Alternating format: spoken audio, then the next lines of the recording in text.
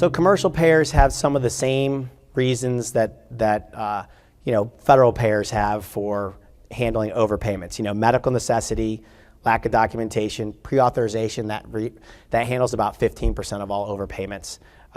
Coding errors, allowables exceeded.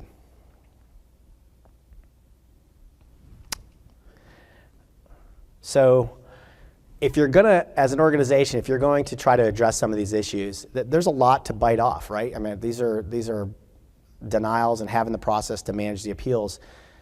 Start out where the major problem areas are, right? So medical necessity, lack of documentation, that's really where the vast majority, we're talking 65% of every overpayment and denial now is related to medical necessity and lack of documentation. That's payers getting much more sophisticated about how to manage what you're getting paid.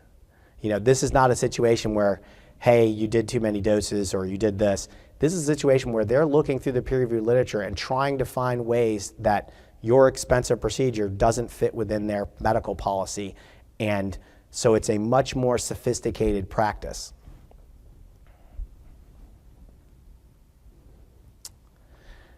Obviously, since it's 65%, we can see that's where the vast majority of those recoupments are coming from. It's because of that, these organizations that have come up, like the Optum and a bunch of others out there, that they become little mini experts on all sorts of different areas. And what they try to do is, once again, enforce those medical policies upon the practices. And really, when it's changed, it's not that the practices or your entity is not delivering the service. That's not the issue anymore. It's you delivered the service, but you didn't get point F out of 26 points. Because you didn't get point F, we're going to take that money back. So it's like having an investigator trying to figure out how they can take money back rather than go, hey, they delivered the service, we need to pay. And like I said, lack of documentation, guys, I mean, that's really, you don't have medical necessity if you don't have documentation. And I know you've probably heard, document. I'm sure everything you've sat in pretty much is going to tell you to document. I'm going to try at the end to give you some advice about how to document and what specific things you can do to prevent or perhaps at least be able to deal with those overpayments and the denials. So we've talked a little bit about where we've been. We've talked a little bit about how we got here, what those payer forces are that are causing that overpayment model. And we've talked about medical necessity being one of those hot ticket items. The American Medical Association defines medical necessity, and they give some guidance on that. For the most part, if you look at it, it's preventing, diagnosing, treating an illness, injury, disease. But really where the meat of this medical necessity language comes in is when it says, in accordance with generally accepted standard of medical practice, A. B, clinically appropriate in terms of type, frequency, extent, site, and duration. Okay, right there, you've got 5 different items. If I was a highlighter, I'd be highlighting those because that right there is where the vast majority of your medical necessity challenges are going to come. And it's well defined. Then it's going to be tied directly back to whether you're following the generally accepted standards.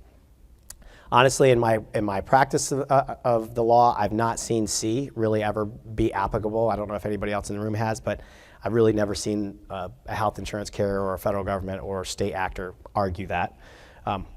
But when you're looking at that, your type, your frequency, extent, site, and duration, if you focus on those items, you're going to be in a good spot when you're talking about, hey, what are they going to look at first? What's the low-hanging fruit for somebody who's recouping overpayments? Those terms right there, they spell it out pretty clearly. That's your low-hanging fruit. So let's talk a little about payer contracts. I'm sure like him, everybody's over the details, but at the end of the day, that's really where you're giving your entities, your practices, you're giving your rights and agreeing on what your rights are between you and the payer. And I know that I'm not going to sit up here and say, well, you guys can negotiate all these terms out of your contracts. I understand that a lot of those contracts are standard terms and you're going to have to live with those. However, it's important that you at least understand. On your medical necessity requirements, there's a couple different ways that that insurance carriers will put that out, whether it be, like I said, federal, state, or commercial, typically through a medical policy manual that they'll post online, or it's potentially the provider manual. Most of those items are tied back in your contract directly to a contractual obligation that you have with that carrier to follow those specific rules. Interestingly, they typically contract with you and then they give themselves the right to change it at will at any time without your approval. So realistically, think about that. I can change my rules at any given time, and you have to adhere to it, and you've already agreed to it in your agreement. It's kind of tough. Some policies will say that they have 90 days for you to review those changes and make sure that you have an opportunity to talk about it. But I can tell you, I've very rarely, if ever, had seen somebody go and say, hey, I don't agree with your policy change, and them say, well, okay, we'll exclude you. That doesn't happen. It's basically like, you know about it, it's changing, do something about it. So there's really not a lot of bargaining power in that policy change aspect, but it's really important because those are the rules that they're going to utilize to come take that money back or deny your claims. As I said, most of these policy changes are just happening online. So you won't even know that it's happening, and it's happening every day. There's tens of thousands of medical policy changes that happen every day, every year across the country. So many every day that are affecting your practice that you don't even know are happening. How do you find out about these? Typically, it's because you're getting an overpayment request or you're getting a denial potentially, and that's usually the standard way for people to know that something's wrong and somehow their medical records aren't matching up to the medical policy. But it's always retrospective, and when you're retrospective, you're going to have the time from discovery of when you realize it's happening to when it started, and all of that exposure in between is going to be unlimited liability based on what your utilization looks like. So you typically get about 30 days to object to overpayments. That's pretty standard in most contracts. The tough part is most of your contracts are going to allow the insurance carrier to withhold payments for services that you're rendering that have nothing to do with the patients that there's a contention that you've done something wrong. So if you think about that, if I'm a payer, what a great system that is. I can change my medical policy. I can then say I'm going to take the money back. And then at the end of the day, I'm just going to hold the money that I owe you already, so I don't even have to worry about going and getting the money. I'm just going to stop paying you for the services you're delivering for the other patients. So it's a pretty good process related to how they can manage that money. So what do we do about that?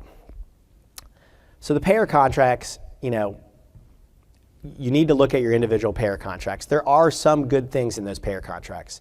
I handled a matter that there was a policy change, and the individual had worked the pre-existing policy and done it for 12 months, and the company came back and asked for about $180,000 back.